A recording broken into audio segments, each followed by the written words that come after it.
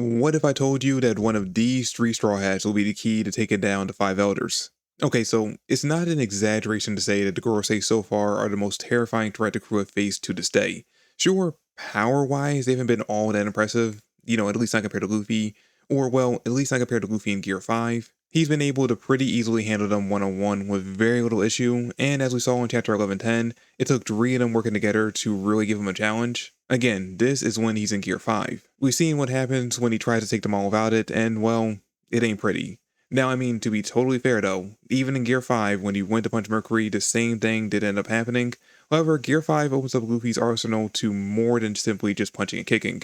I mean, don't get me wrong, he can still do that, but now he can also do pretty much anything you've ever seen on a Saturday morning cartoon. But whether or not Gear 5 could take out one of the elders is a whole other topic that I will not be addressing in this video, because there's a lot to factor in and breaking down a fight between Sun God Luffy and the five demons, and yeah, I'm just gonna let someone else handle that headache. But anyway, the big issue that I want to address is that no matter how much stronger than them Luffy may be, or any other character in the series, it won't matter much if they can't hurt the five elders. You see, the Gorosei have this annoying little ability that no matter how much damage they take, they can heal it almost immediately. We've seen them lose limbs, have holes shot through them, get flattened like a pancake. Hell, one even got his head cut off, and yet each and every time they shrugged it off like they're Deadpool from Marvel. And the unfortunate reality is that these five old men seem almost invincible, and as of right now, the Straw Hats have no way of dealing with them. But as long as they stand in the way of Luffy achieving his dream, they are his enemy, which means eventually, just like everyone else that tried to stop him, Luffy will punch them in the face real hard and put him down for good. Unless they end up going the Buggy and Crocodile route and for some reason become his allies. Anyway, the question right now is, how do we get from there to here? No, wait, reverse that. How do we get from here to there? And that's where Chopper, Robin, and Usopp come in, because I believe one of these three will be the one responsible for bringing the downfall of the Gorosei. Okay, so hear me out on this. Each of these three characters have the unique potential amongst the current members of the crew to discovering a way to counteract the Gorosei's healing. For example, let's start with, as the Marines like to call him, the mascot slash pet of the crew, Tony Chopper. As you already know, Chopper has an advanced knowledge of medicine. This allowed him to quite easily cure Queen's Mummy virus early on in Wano, as well as the Ice Oni virus later on in that same arc, which again was another virus made by Queen that Chopper was able to counter rather quickly. He may not have gotten his own 1v1 big fight during the arc, but Chopper did have a battle of the minds against Queen, and just like his crewmate Sanji, Chopper completely embarrassed him. Chopper saw firsthand two of Queen's deadliest viruses and figured out how to counteract them within minutes. The battle between the two of them was not even close. But all of this to say that it's not out of the realm of possibility for Chopper to discover a way to shut off the healing powers of the five elders. All it would take is for him to do a bit of studying, examine their bodies, their cells, and figured out what makes them regenerate. And considering how cavalier they've been about letting people hack off body parts, it wouldn't be that hard for him to get some research material. Hell, Brook literally just cut off one of Saturn's legs right in front of him. All Chopper has to do is grab it. Now, the only downside to this theory is that in order for it to work, it would involve Chopper developing a virus using his knowledge of medicine to do harm instead of heal, which, as a doctor, Chopper would struggle with accepting even if it ultimately helps out the crew. I mean, you could argue that he has created viruses before, which is true, he literally just created one in the previous arc, but even that was intended to heal others, not harm them. Sure, he'll punch whoever stands in the way of his captain, but is he willing to use his medical knowledge in the same way? I think exploring that would be incredibly interesting. I'm just not sure if we have enough time left in the story, or if Oda's even interested in going down that kind of story route with Chopper. So, as of right now, Chopper is going to be the only one on this list who, while I think he has the same amount of potential as the other two, I don't know if we're ever going to get to see this kind of thing play out for him.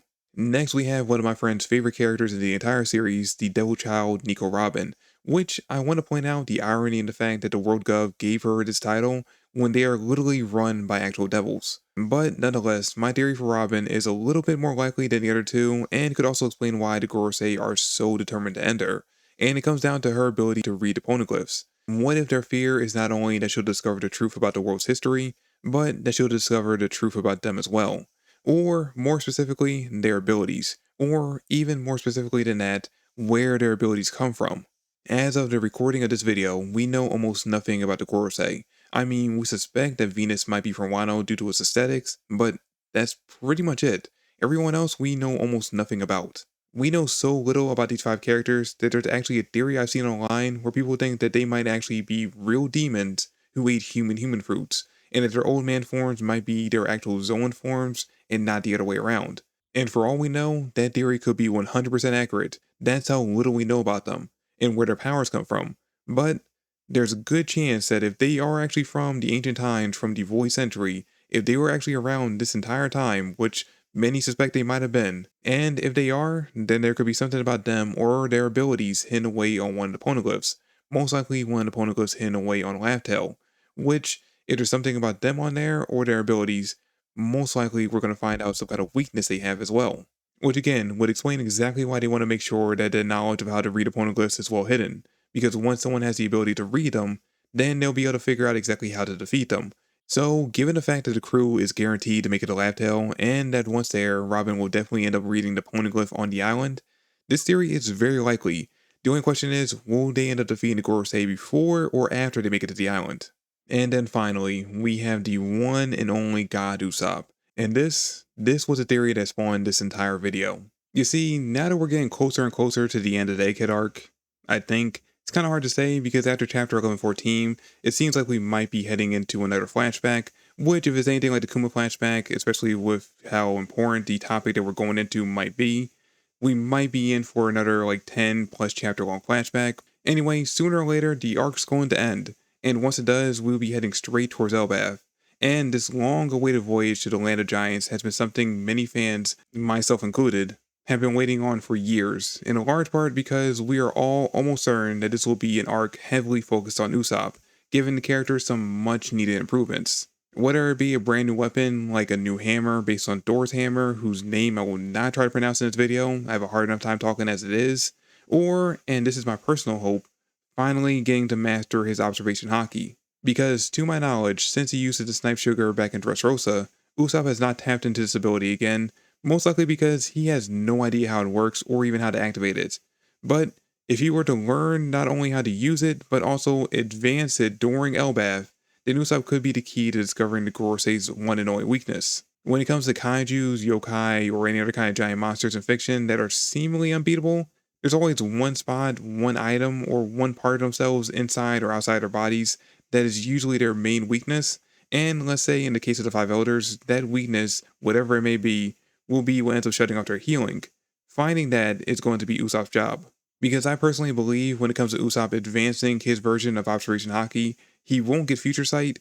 What it will do is allow him to see miles away like he did on Dressrosa, and as well as pinpoint specific weaknesses on his opponents. You see, we've already seen firsthand from Sanji that someone who specializes in Observation Haki can fine-tune it for specific use.